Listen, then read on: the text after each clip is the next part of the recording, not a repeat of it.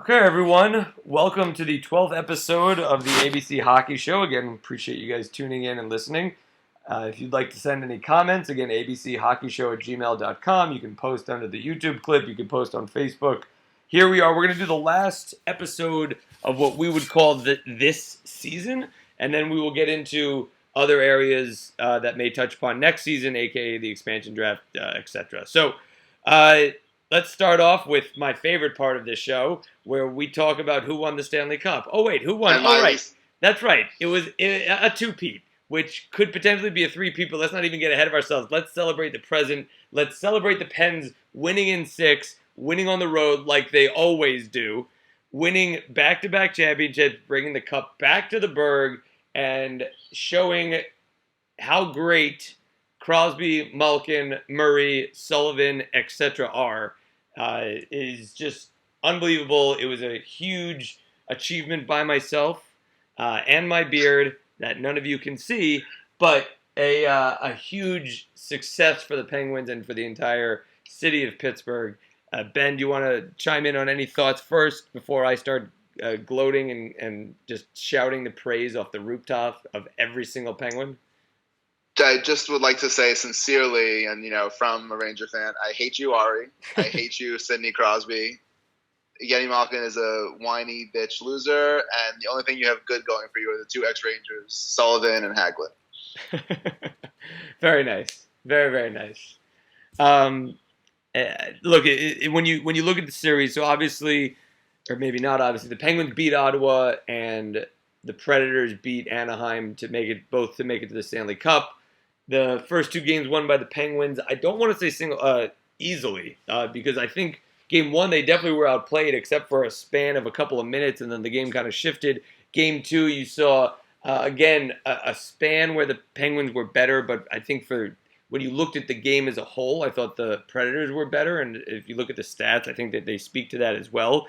Games three and four, games three, Pittsburgh was just completely outplayed. I think Predators had a ton of emotions coming back home with that type of crowd base that they have. I thought it was a really, really great game for them. I thought the Penguins played a better game four, but still not good enough to win. And then game five and game six were just kind of history. I thought game five and six, both games, I mean, five was a complete blowout, but I thought game six, the Penguins were also the better team, even though it was tied for most of the game.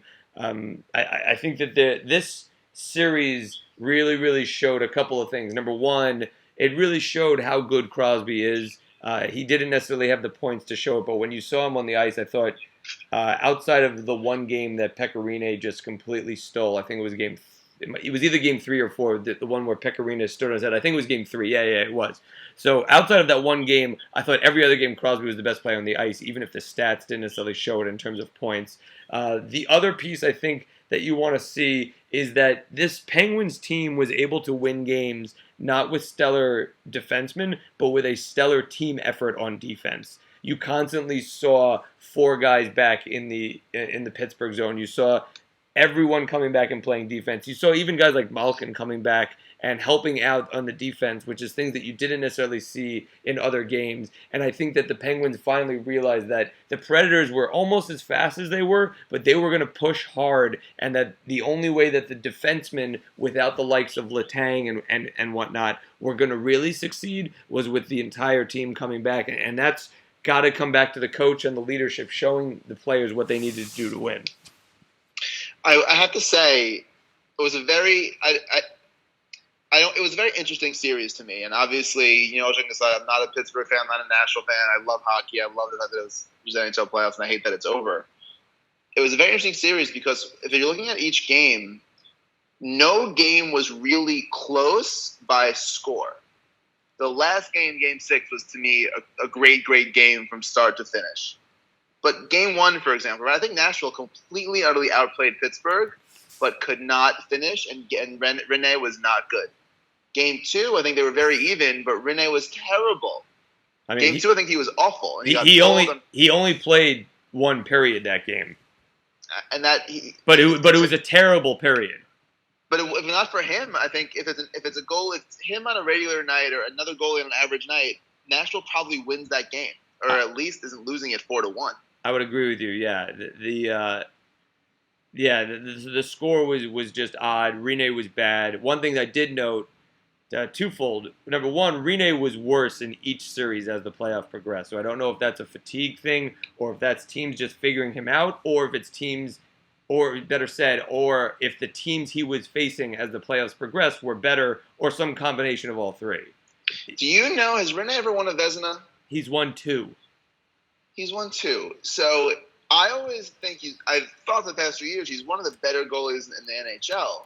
But I've never seen him play enough. I mean, he's in Nashville, not watching Nashville games on a regular basis. I mean, you should be. I don't know why you're not.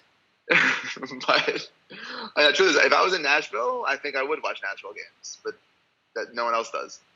But I'm surprised to see him falter in this situation. You know what I mean? Some guys you expect to be great goalies may have the chance. They show you they're great. And he kind of, on the biggest stage of hockey where he's shown to the most people at once. Hold on. I need to correct myself. I'm wrong. He has not won it ever. He's been a finalist 3 times. Okay, he hasn't won but been a finalist, which, listen, a finalist means he's one of the best goalies in the league, but it's interesting that he hasn't won it. So maybe he's not consistently good enough. Maybe that he has a windows of time where he's the hottest goalie in the league, and then he has windows where he's not. I don't know him on a game-to-game level enough to know that's true. You know what I mean? I hear you. I just don't know what happened to him. I think if not for him, it's almost not even does Nashville win, but it's definitely a better series. Well, I mean, I think if it's not for him, Nashville goes into Nashville tied 1-1 at a minimum. And then which is a different series. And then potentially leaves Nashville up 3-1. Right, for sure. You saw what they did at home. They played completely better at home. And I don't know if that's and look, if you would compare the two arenas, which one's more difficult to play in, I think, unfortunately, if you looked at it from a completely objective perspective, you'd have to say Nashville is the tougher arena, at least over the series. Like, the Nashville fans were really, really good. Well, the test of any good arena is how much catfish you throw on the ice at any given time. So I think they show you their love and their... Now, I have a question. If someone threw a catfish on the ice and someone threw an octopus on the ice, who would win? Well, I think the octopus, is bigger than a catfish, right? Well, yeah, it is. The only thing, I mean, like, I think the real loser is the guys who brought him to the stadium because they've had to have had it with them for a minimum an hour. And it's not like you have it in a bag, right? Like the guy in Pittsburgh snuck it in his pants. He wore boxers and then compression shorts over it so it would like stay tight. Like that's no one is going near his junk because it's had catfish by it for 3 hours. God, that's maybe the worst thing I've ever heard in my life. That's not a smell you can get out just from one shower. And Oh, I mean, when you talk about dirty junk. And not showering. But I'm surprised. I really did think Pittsburgh was going to win the series. I was surprised Nashville made it there. I don't think anybody in their right mind picked them to go. They were the 16, right? Like no one did. Yeah, they beat Chicago, right? They beat the number one. They were the 8th seed. Or the they 6th beat seed? Chicago in 4 games, which was insane. And shut them out for 3 or 4, 2 games, something like that. Yeah, and then they played. It wasn't Calgary, but like no one ever saw this coming at all. Like they were literally, I believe they were the 60. I think they had the least amount of points out of all the team in the playoffs. They were the wild card too. They were the last seed. Yeah, I know. Well, they were definitely the 8 in the West, but I'm saying I think they were the 16. I think. So. I think that the East, there's the East numbers. The Toronto had more points than Nashville. I'm pretty sure. Oh well, then they were definitely so. Like, yeah, no one saw them coming. They got hot at the right time. For sure, and they played a game that I think was surprising people with their defensemen energizing and activating from the back end forward, and I think teams weren't ready. I think they also got a lot of timely scoring from some of the younger guys and things like that. Like you were expecting James Neal to score. He didn't really score in the cup, but he scored in the playoffs. He had 1 goal, I think, in the cup. But P.K. Subban you expect, but like these guys like Sissons and some of their younger rookie, first year, second year players who were really what you would call in a normal situation the supplemental scoring. Some of those guys leading the scoring I thought was a little bit just unexpected, and I think that caught teams by surprise. That's all. And great goaltending. Right? They got great Right. goaltending in Chicago, and they got great goaltending against St. Louis, and very good against Anaheim. Yeah, no, of course. I wasn't talking about scoring and young guys. We have to talk about Getzel. I mean, who doesn't have to talk about Getzel? Who is he? Where did he come from? He's a 22-year-old phenom who could be the next Dino Ciccarelli. I haven't heard that name since I played NHL 96 on like Sega Genesis. Next Dino Ciccarelli. I think Dino Ciccarelli wants to be the next Dino Ciccarelli. Yeah, exactly. But yeah, was he made out to be this much of a goal scorer? He wasn't, but look, when you're playing with Crosby, it's called the Kunitz effect. When you're on the Crosby line and he's feeding you, and you like, if you think about it, when you see the Crosby line, you see Sheary and you see Getzel, or you see Rust and you see Getzel, or you see Kunitz and whoever it is, and like, you're focusing on one guy, right? Like, when you've got the Malkin-Kessel line, like, you do know that both those guys can beat a goalie at any point in time. But when you see the Crosby and just some random winger, you're probably not going to focus on those guys as much. You're always going to dedicate two guys to Crosby. So it's not surprising that Getzel's getting some good looks. Now, he was finishing better than most other players, and he's got a wicked shot. He's fast. He's young. He's super stoked that the draft is that he's not even available for the draft, which we really lucked out on that one. What I noticed about him was he seemed to be in the right place. Yeah, look, I've said that about Crosby a lot. That he's not only is he a good player, but he's in the right place. I think that's just indicative of just some hockey IQ. Yeah, you can't teach that though. To me, it's a young kid, 22, is playing with Cousin Crosby. We know, as much as I hate to admit it, is either the best or the top 2-3 players in the league, and possibly one of the top 10 all time, if not top 5 all. I mean, I think he's up there in all these conversations now. Right. But for a guy, for Getzel to know where to be, have his stick on the ice, be around the net, battle for those positions, you can't teach that.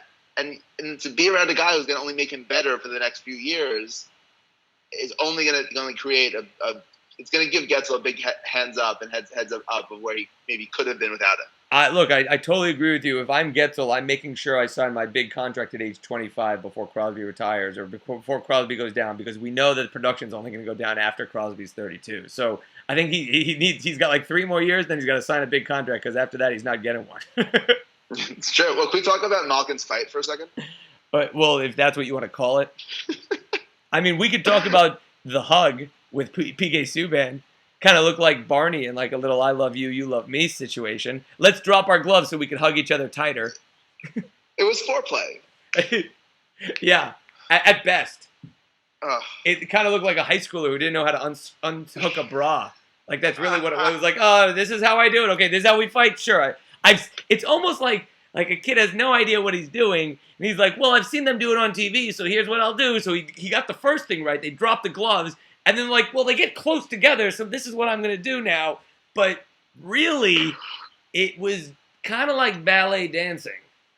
That's like the reason they should outlaw fighting right there. Just who wants to see that? Well, that's the reason they should outlaw him fighting. Good point. Like, he drops the gloves and the ref automatically skates over and is like, Gino, we know how this turns out. Please, Gino. Do you want to see the video? Right. Let me show you the video. Gino, I got the iPad at that other booth. And I don't know why I have any other booth, because everything I look at the iPad, I get wrong. So let's go. Because something I have to talk about with you is the refereeing in the playoffs and in the series. Yeah. Inconsistent. I think unpredictable, and I think incorrect a lot. I want to add that I thought that they were also extremely one-sided to the home team in just about every series. Isn't that a terrible thing, though? It shouldn't be that way. It definitely not in the playoffs. Like, in the regular season, you have like the home refs, so I get it. Like, you know what I mean? Like, as much as they're objective, they're not. But like Right. in the playoffs and especially in the cup, you have the best refs there. Why wouldn't you like? Why would it be that the home team gets more penalties? It doesn't make sense. Makes no sense. I saw a lot of calls that I thought were makeup calls that they were affecting the game in a way they shouldn't have been. Yeah, and also, I think the biggest call, obviously, is in Game 6. the whistle was blown, the puck was not stopped, and then the puck was knocked in for the Predators. And that would have been a huge change because it was the first goal of the game, and that really would have shifted everything. The one thing that I have to say is, so the call, as the plays occurred, the call was correct. And by that I mean the ref couldn't see the puck, so he blew the whistle, which means the play is dead, which means even if they knocked it in, it's no goal. So did they make the right call of no goal? Yes, they did. But what we really should be evaluating is, why couldn't the ref see the puck? Like, it was clear as day to everyone, except maybe Murray and the ref, that the puck was not held by the goalie. So the question you ask is, well, he's like the ref is on the right side of the net, like he can't be on both sides, so he was on the correct side. So, he couldn't see that. Well, then why don't we have an extra ref? Like in baseball, in the playoffs, they add an extra ref in the outfield so that they get all the fair and foul stuff correct. Why can't we just add another ref to each side so that this way you've got two refs on the goal crease, and that's it? I'm not saying that would solve it, because if that far ref didn't see the puck, he still may have blown the whistle. But at least you would have had another ref in position, or at least, you know what I mean? Like, there would have been something where someone had a better angle, then, he could overturn it or whatever it is. I don't like the fact you're right. The call is correct as it stands because they blew the whistle and then the play's dead. You can't change that rule because then whistle blowing means nothing. But the fact that he lost sight of that puck for any time, he should have been in a position. He should have been behind the net, looking straight ahead, down towards the crease. There's no reason he loses that puck. I just don't like it at all, and I think it changed the game. I think it was a bad call. Well, it definitely changed the game. There's no doubt it changed the game. Yeah, I'm not saying that Nashville would have won the game or the series, but it definitely changed the way that game played. It definitely impacted the game 100%. A 1-0 game is worlds different than a 0-0 game. It is. It's worlds different. So it's just unfortunate. And I don't like how the referees aren't seeming to me to get better. I think there's a couple things that we saw from these playoffs. Look, I think an extra ref on the ice would help, and I don't think that changes the game at all. It's not like the refs are blocking the puck for the most part. So I actually think adding an extra ref in general, just during the regular season also, would help. I think there's two other things that we need to get done. Number one is we need better cameras. If you're going to be able to review offsides, you need better camera angles. You need one damn camera angle. There's one camera angle. Like, you need it on the blue line. Yeah, right. You need literally a camera on the blue line that's like just off the blue line that shoots straight across. On each side. That's it. That's it. It's super easy. That's it. And on each side, because and that's it. There's 4 cameras. It's so easy. And you have one on top anyway, which you don't even get a need because you're right. looking straight. You don't have to guess. Was his foot on the ice? Was his foot off the ice? Is that his toe? Did the puck? Like, it's really absurd. Absurd. So that's the first thing. The second thing is the NHL needs to go ahead and define in layman's terms what goalie interference is. Right now, it's like the party of the first part, and this contract shall be known as the part of the first part if he's in the crease, but when he's not in the crease and it's a Wednesday and the game started at 7, then it's goalie interference. But if it started at prime time on 8 o'clock, we will not call goalie interference unless the team is up by 3 goals, in which case then it will be goalie interference. However, if only one ref blew the whistle, it can be reviewed, and therefore it will not be goalie interference depending on which team is winning. You're paraphrasing though, right? That is a paraphrase. It's much more verbose than that. But, like, literally, I think if you gave a ref the actual definition of goalie interference, each of them would come up with different definitions. It's terrible. It changes game to game. You're right. What you're saying is totally right. It changes game to game, and it can't. It can't. It can't, and it shouldn't. And then also, the fact that sometimes goalie interference is a penalty and sometimes it's not, but both times would disallow a goal, makes no sense to me. Like, either it's goalie interference and it's a penalty and it's no goal, or it's a goal. Why do you have goal interference? It's not a penalty. It's interfering with the goaltender. If it's not a penalty, then it shouldn't negate a goal. You did nothing wrong then. You just were skating. Anywho, Ridiculous. that's what I Anyway, think the NHL can do better. Let's move on. The playoffs were great. I do think the Stanley Cup playoffs were exciting. I don't think the games were as good as we could have gotten, although Game 6 was phenomenal. But I just don't, so I was thrilled about that. I don't necessarily know if any of the other, the series were exciting, but like you said, the games weren't great. But again, as a Pittsburgh fan, it was a lot of fun to watch. Let's move on to the offseason. A couple of big things happened. Number one, someone who you might categorize as the best teammate of all time, the best team player of all time, so much so that he may not even be on the team anymore, but he's the best team player, Marc-Andre Fleury. You can't say enough about the guy. He steps in when you need him. He plays big. He played well. And he waived his no-trade clause. He very easily could have said, no, I want to be on this Pittsburgh team next year because they made three-peat and I want to be part of that. But instead he realized what was best for the team, which was protecting Matt Murray. Now, I'm not saying that Vegas is going to pick him. I'm not saying if they do pick him, they won't trade him. I don't know what's going to happen with that. But for him to say, look, I realize the Penguins organization needs to protect Matt Murray, and I'm stopping that. And what I will do is I will waive my no trade to be able to prevent that or to help facilitate that. That, I think, is just insane. And I think that maybe there's one or two other players in the entire league who would have done the same thing. I think it's amazing. I think that, what Fleury did, and you can make I think you make a pretty good argument that he may have really been the MVP of the playoffs for the Penguins. I was talking to my dad, obviously, with call it 15 seconds left of Game 6, when we knew, 2-0. I turned to him and I said, I thought they were going to give Conn Smythe winners to Fleury and Murray. Murray coming up, 2 shutouts in Game 5 and Game 6. Fleury with huge games against Washington and Ottawa, and and Game 1 against Columbus, just being huge in the playoffs when we needed him to. And then I really thought you could have made an argument to do Conn Smythe to those guys. Game 1 against the Columbus was huge, and maybe the most important game of the Penguins to the playoffs. Outside of the 2 Game 7 wins they had. Yeah, I mean, relatively, you can't compare it to winning the Cup, but meaning, if they lose that game the way it played and Fleury played poorly. Forget it. At home. I think. At home. At home, with the way they were going to play with the injuries, and you don't have Letang, and you're already worried about the defense, and what does he do? He comes in, and he plays a great game. I think he gave up 1 goal.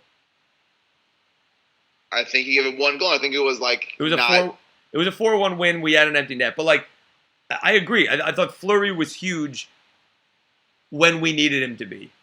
Yeah. So he was amazing, and he was very selfless, and he did a great job for the team. I give him a lot of credit. He's not going to be on the team next year. I mean, he won't be. My gut tells me he won't be. He can't be. Not with that number, the cap hit, and not with. Well, the cap hit is big. So there's a couple of contracts coming off. The Penguins actually have some cap room, almost $7 million, and that's before the draft. So they do have some room. The question would be: does Vegas want his $5.5 million contract? That's the question. Well, do you want Fleury at 5.5 or Ronta at 1.5? I think you'd much rather have Ronta. He's also 29, 28. Yeah, I mean that's the question. So it'll be interesting. I see them making a trade for somebody. I don't think the other piece is if they take Fleury, they could always trade him to someone else. Yeah, and that's someone's going to take Fleury. Yeah. I mean, yeah, he's still that good enough. Yeah. What's your sense on what I know this is way too premature, but this is what everyone does. 3-peat. What are the odds? I have to say, I hate to do this because it's so terrible to jinx, but I did pick them to win the Cup this year, and that's why I won the bracket. But I have to say, look, they've got as good of any chance in the East, right? Because if you think about it, the top teams in the East this year, Washington is going to be dismantled, so they're not going to be back, or not as good.